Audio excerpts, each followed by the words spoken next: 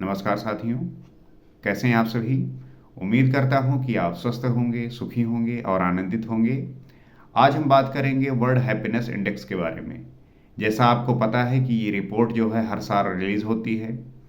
एक ऑक्सफोर्ड की जो है एक तरीके से संस्था कह लीजिए, एडमिनिस्ट्रेटिव है, जहाँ से ये चीज़ें निकल के आती हैं। वो जो है सारे देश को वो सर्वे करती हैं, वहाँ की सारी चीज़ों पर ऑब्जर्व करके वो जो है इस चीज़ पर काम करके फिर पब्लिश करती हैं कि कौन सा देश कितना जो है हैप्पी है, कितना जो है खुश है। तो इस बार जो है इंडिया की जो रैंकिंग है वो है 116, 116। कितने देशों में? वन 147, 147 देशों में इन्होंने जो है इस चीज़ का सर्वे किया और उसके आधार पर इंडिया का जो है 116, 116 रैंक पर जो है रखा है। अब आप देखेंगे, प्रश्न करेंगे कि 147, 147वें देशों में भारत की जो रैंकिंग है वो 116 है। कहने का मतलब ये है कि बहुत जो है, अगर हैप्पीनेस के इंडेक्स में देखा जाए तो बहुत ज़्यादा नीचे है। अगर हम कंपेयर करें कि फिर ऐसे कौन से देश हैं जो सबसे खुश हैं, सबसे प्रसन्न हैं, तो उनमें जो फिनलैंड है वो टॉप रैंक पे जो है।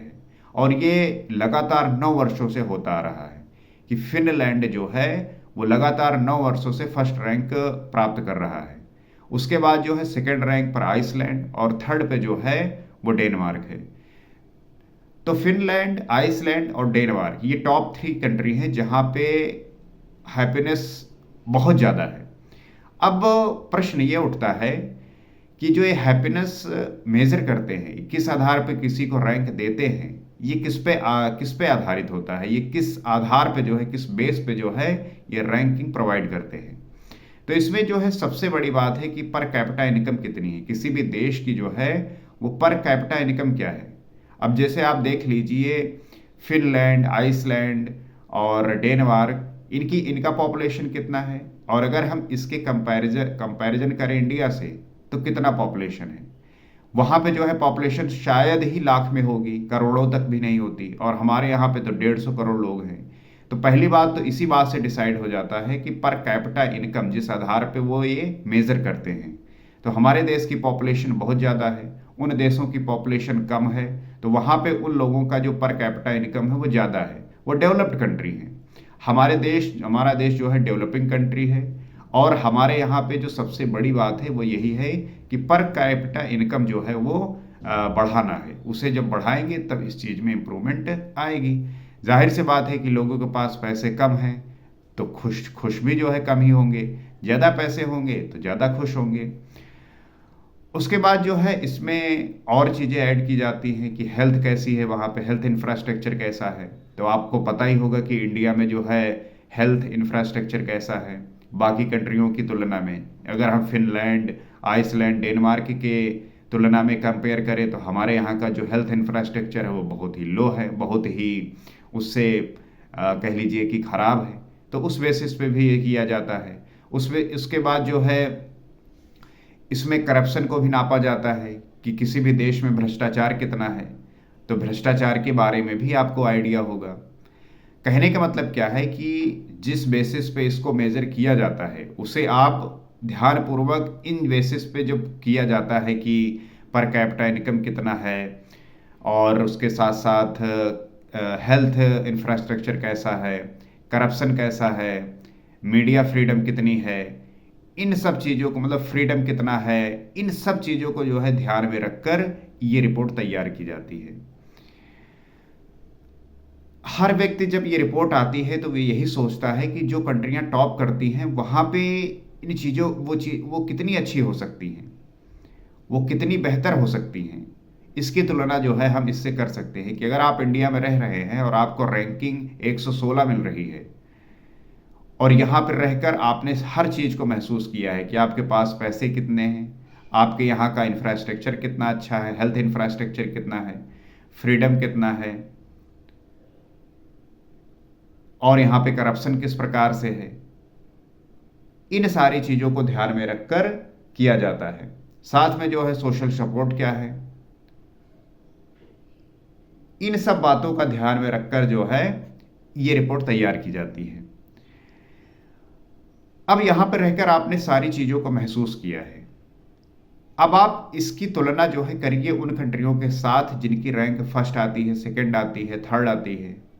तो आप ये पाएंगे कि ये तो इस कंट्री से कितना अच्छा हो सकता है। अगर हम वहां पहुंच जाए और वहां के सिस्टम में इन्वॉल्व हो जाएं, तब हम पाएंगे कि ये तो हम बिल्कुल स्वर्ग में आ गए। इसलिए जो है हमारे देश में जो भी कमियां हैं, जो भी प्रॉब्लम है, उसे आइडेंटिफाई करना ही होगा। चाहे वो गवर्नमेंट हो, चाहे कोई सिस्टम हो, कोई आम जनता हो, कोई भी हो, उसे अपने सारी कमियों को जो इस देश में हैं उन पर जो है ध्यान देने की आवश्यकता है, काम करने की आवश्यकता है। जब उन सारी चीज़ों पर काम होगा तब जो है हम इस प्रकार से डेवलप करेंगे कि हमारी जो रैंकिंग है वो ऊपर जाएगी।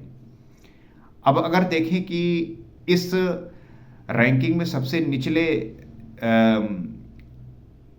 पे कौन है, तो उसमें जो है अफगानिस्तान को जो है रखा गया है और अफ्रीका के कुछ कंट्रियों को रखा गया है। तो ऐसे देश हैं जो सबसे इसमें नीचे स्तर पर आते हैं। तो जिस आधार पर इस रिपोर्ट को तैयार की जाती है, जिस आधार पर ये रैंक दिया जाता है, अगर उसे ठीक प्रकार से आप देखेंगे तो पाएंगे कि जिस आधार पर ये रैंक किया जाता है उसमें क्या इन सारी चीज़ों को सही तरीके से रैंक करके दिया जाता है। क्योंकि पाकिस्तान की आप रैंक देखिए हमसे ज़्यादा है, मतलब हमसे अच्छी है। नेपाल की हमसे ज़्यादा अच्छी है, जहाँ पे अभी ही जो है इतना ये सारी चीज़ें हुई थी। खैर ओवरऑल सारी चीज़ों को मिला के जो है वो रिपोर्ट तैयार करते हैं। और अगर हम इस पर बिलीव करेंगे, अगर इस पर हम ध्यान देंगे और जिस आधार पर ये करते हैं, तब पाएंगे कि ये चीज़ें सही तरीके से काम करती होंगी। और जो ये रिपोर्ट तैयार करते हैं पूरी ऑनेस्टी के साथ इस बात का ध्यान रखते होंगे। तो कई सारे लोगों के अलग अलग मत होते हैं। कुछ लोग कहते हैं कि ये बिल्कुल ठीक है कि जिस आधार पर ये रिपोर्ट तैयार की जाती है, जिस आधार पर रैंक को डिसाइड किया जाता है, ये बिल्कुल ठीक है। कुछ लोगों का कहना है कि नहीं, ये जो है बायस्ड होते हैं, ये जो है कुछ कंट्रियों को फेवर करते हैं, कुछ कंट्रियों को फेवर नहीं करते। वो चाहते हैं कि उन कंट्रियों का जो है रैंकिंग इसी प्रकार से रहे ताकि वर्ल्ड में उनको उस प्रकार से ट्रीट किया जाए। तो ऐसे भी लोगों का कुछ कहना है। किसी की बात को आप, सभी की बातों को सुनिए, सबके बातों को आप एनालाइज करिए, अपने तरीके से जो है चीज़ों को पढ़िए, उसके बाद जो है अपनी राय को बनाइए। ये सबसे बेहतर होता है। किसी के जो है बात में आकर अपनी राय को मत बनाइए। आप सभी की बातों को सुनिए और उसके बाद जो है सारी रिपोर्ट को आप स्वयं पढ़िए और उसके बाद जो है अपने राय को बताइए, अपने राय को प्रस्तुत करिए। यही सही तरीका होता है अवेयरनेस का। और इस चैनल पे हम इसी प्रकार की बातों से जानने और समझने का प्रयास करते हैं। और इस चैनल का एकमात्र उद्देश्य है कि आप उन सारी बातों से अवेयर हो सके जिससे आपका किसी भी प्रकार से शोषण ना हो सके। तो अगर आपको लगता है कि ये चैनल आपके लिए इंफॉर्मेटिव है, आपको वो वैल्यू दे रहा है, तो आप इससे जुड़ भी सकते हैं और उन व्यक्तियों तक भी पहुंचा सकते हैं जिनको ये जानना आवश्यक है। तो आज इतना ही। अगले वीडियो में किसी और सब्जेक्ट पर बात करेंगे और चर्चा करने का प्रयास करेंगे। नमस्कार।